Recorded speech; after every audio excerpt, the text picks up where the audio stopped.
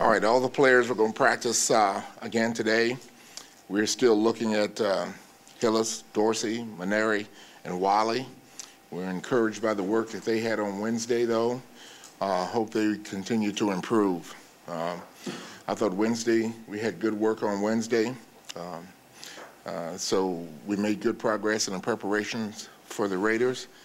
And today we're going to add more and try to get better. And that's been the focus.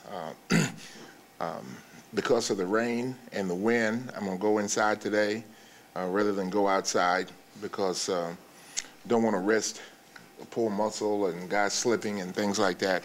So go inside and get work today. And they say that tomorrow the rain should be out of here, and so we should be able to get outside and work again tomorrow.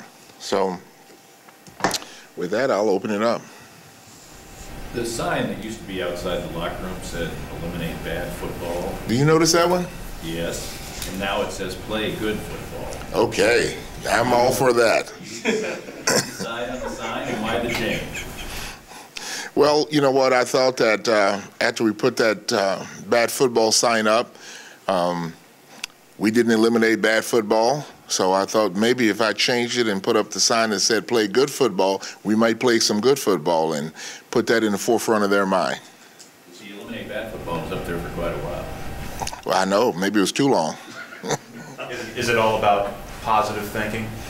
Of course. I mean, you know, anytime you see something, you see a sign or whatever it is, it causes a thought in your mind. And the initial thought process was that if you eliminate bad football and get them to think about eliminating bad football, you would eliminate it. And if it doesn't get eliminated, then you need to try something different.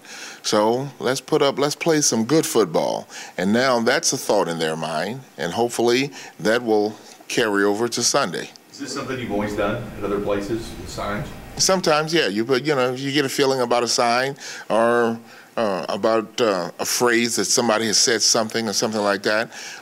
You put the sign up, and you know it's a buzz point to get them thinking about things. And sometimes it's pictures, sometimes it's signs, and try to do that. How about a win the Super Bowl sign? You think that'll go up? Well, we're not ready for that yet. You said pictures sometimes. What pictures would you put up?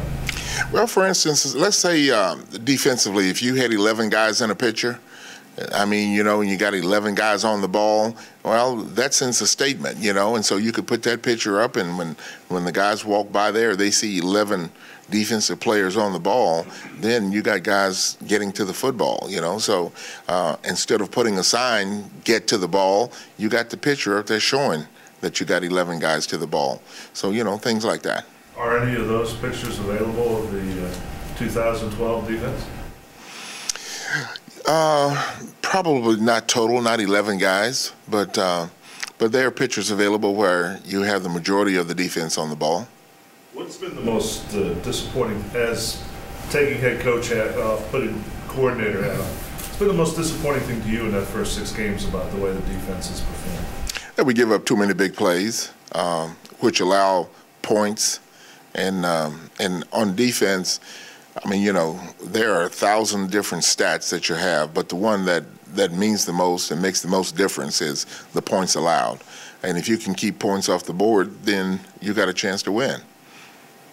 Is there a magic number other than one less than what your team has, but over your career, is there a magic number that you could say, all right, if we hold them to 16.2, our chances of winning are 75%? Well, you know what, only thing you can do is see how that compares with what's happening in the league, you know, but generally, if you can hold them to, I know you said 16.2, but generally in that area, 17 points a game or something like that, then your chances of winning are pretty good, and you're going to be one of the better defensive team in the league if you can get that done.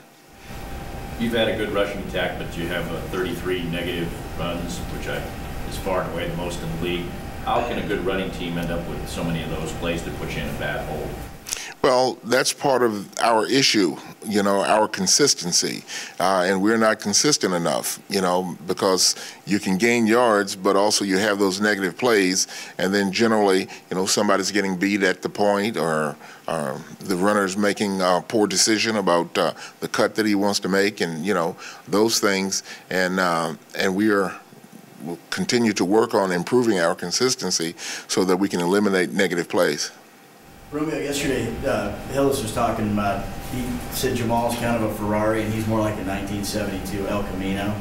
And there's a contrasting styles of those two, and could you sort of describe the differences and talk about the difference between those guys? Well, you know, those Ferraris are pretty fast, you know. Those El Caminos, they are sturdy and built to ride.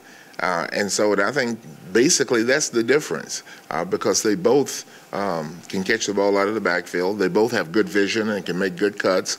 You know, they both have to take hits, but that El Camino, usually he can take more hits than the Ferrari will, you know, and still be able to function.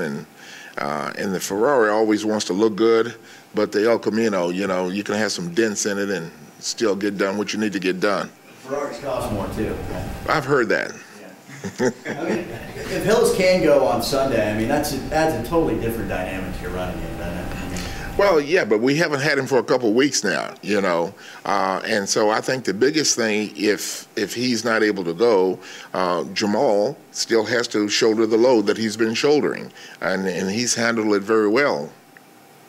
Romeo, when you've got guys that are familiar with the other side, whether, you know, Stanford having played in Oakland, or Brady being familiar with Coach Allen, how much do you talk to them about that? Do you kind of quiz them a little bit or find out what they know? No, not quiz them. You know, I let them talk to their teammates about, you know, the other guys on the team, because the system is different, but the players, many of the players are still the same, and so they will have some of the same characteristics. So, you know, I let them talk to the team about the players and what they can expect. Who do you consider your most vocal leaders in that locker room right now? Vocal leaders in the locker room. Well, Winston, he will speak his mind, you know. Matt will talk sometimes, but we don't have a tremendous amount of vocal leaders in the locker room. Do you see that as a problem? Not necessarily. Because sometimes vocal in the locker room might not be vocal in the right direction, you know, and so you want vocal to be the right direction and saying the right things. And so I think a lot of times, you know, we have guys on this team who provide good leadership, but they lead by example.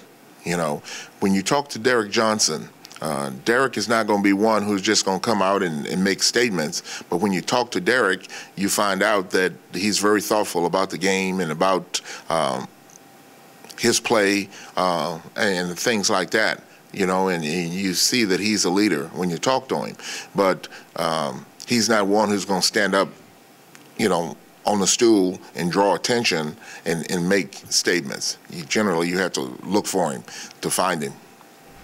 Anything else? Is that a creation over history that we have, the media has created? I mean, defense is about passion.